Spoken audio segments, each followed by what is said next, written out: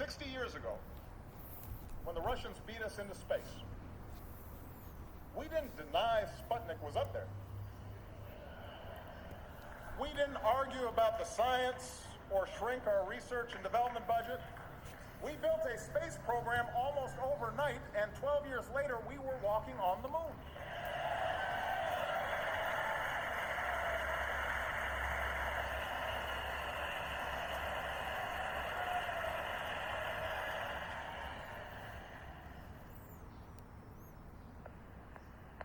Roger, 11. I've just been vectored to another monitor, and sure enough, the Browns are coming in a lot more distinctly on the item 4 that we have up on our screen in the control center. Over.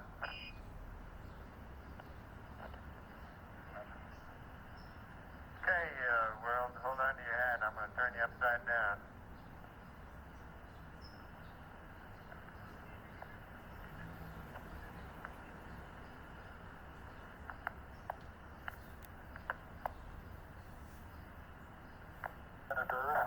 First step foot upon the moon. July 1969. PT. I guess you're about the only person around that doesn't have TV coverage of the scene. That's one small step for man, one giant leap for mankind.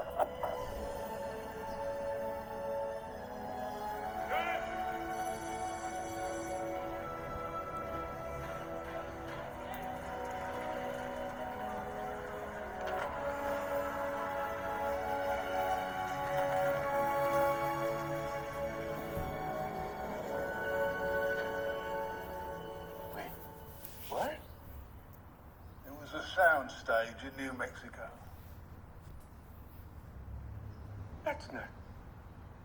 That never happened. Let each man say what he deems truth, and let truth itself be commended unto God. God said, let the waters under the heaven be gathered together in one place. The dry land appeared, and so. And God called the dry land what? Earth. Earth. Earth. Now go to verse 14. God said, let there be lights in the firmament of the heaven, divide the day from the night. Let them be for signs, seasons, for days and years. And let them be for lights in the firmament of the heaven to give light to the earth. And it was so, and God made two great lights. All right, what are these lights? What? The sun and the moon. Did you just read in your Bible that the earth is older than the sun? Yes, you did. Yes, you did. You just read in your Bible that the earth was here before the sun. Right? You certainly did. Now, that's a big deal. Now, here's what you get into. There's two big words to throw out there to you. I just want to give them to you, and I want you to think about it. Geocentric and heliocentric. So what does that mean? It's just a big word. You pay for the education, let the folks know in school. Here's what it means. Geocentric means that the earth is the center of the universe. Heliocentric means that the sun is the center of the universe. Our solar system. And everything revolves around the sun.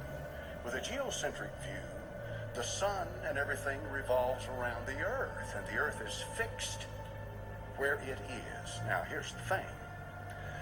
My little excursion into this has revealed that most of the people that believe in a geocentric view of the earth also believe that the earth is flat. I'm going to throw some things out there for you this morning. I love debate. If what you believe is real, and you really believe it, and you have a foundation for that belief, you should be able to defend it. I have no respect for somebody who says, well, I believe this and that, and you don't have anything to back it up. I'm not saying I believe in a flat earth. No. But there are some interesting points they make. Let me give you one. How many understand if the earth is a ball out here in space, then it has a curvature to it, right? It has a curvature. It's going to have a curvature. You're going to see a curvature. Now, what's going to be more apparent is the higher you get, the more you're going to be able to see the curvature, right? In other words, you have to get to a point in space where you're able to look down on the earth and see the curvature of the earth. And therefore, prove without a doubt that the earth is round. Now, this gets into the scientific geology or geography or whatever they are. Measure things like this. But did you know that in Lake Michigan, Chicago, Illinois sits on the western bank of Lake Michigan? How many of y'all know that? Chicago, Illinois, it's a good-sized town. At one time, Chicago was the second largest town in America. Chicago, Illinois. It sits right there. It butts right up again Lake Michigan. Right up against it, Lake Michigan. You can go 40 miles across the peninsular part of Michigan. I forget the name of the town over there. It's in another state. And you can get out there on a boat 40-something miles away from Chicago and look across Lake Michigan, and you can see the skyline of Chicago, Illinois. A meteorologist was talking about what he called what is that thing, a mirage? A mirage, the phenomenon of mirage. That makes sense, doesn't it? That makes sense for the curvature of the earth. How many follow me here now? So he was trying to explain to people, how can we 40 miles away see Chicago? What you're seeing here is a mirage. And he was explaining to them how that the light was coming up and bouncing back down, and it was a mirage. You weren't really seeing Chicago by looking straight at it. You were seeing a reflection of Chicago through the clouds and the atmosphere. So these guys up there, they got this boat. You've always got somebody like this. They hooked up their cameras. They had to wait for a certain day to come clear enough, because 40 miles is a long way to see, folks. And they got in their boat, and they hooked up their cameras, and they focused in on Chicago. You could barely see it, barely, because of the haze, the distance. But they kept their cameras trained on Chicago, Illinois, and they began to cross Lake Michigan. And do you know something? Nothing ever changed except Chicago got clearer. Now, if you're following me in all of this, here's the point.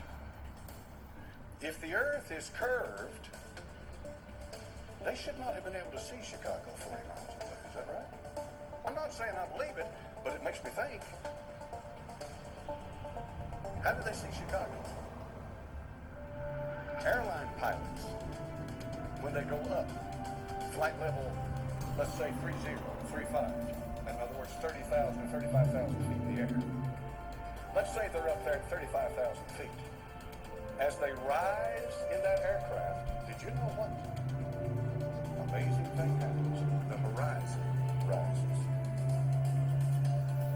Now, if the horizon was curved, would it rise or would it fall?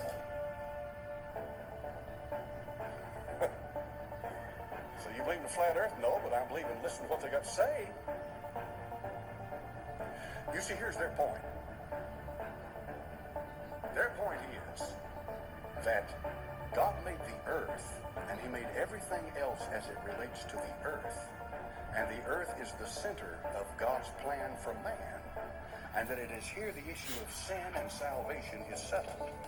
And that because of that, the earth is primary and is of primary importance in God's creation. In plain words, you're not going to find anything out there that is nearly as important as what you've got going on here.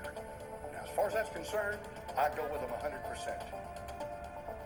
I'm going to read a little more about the flat earth.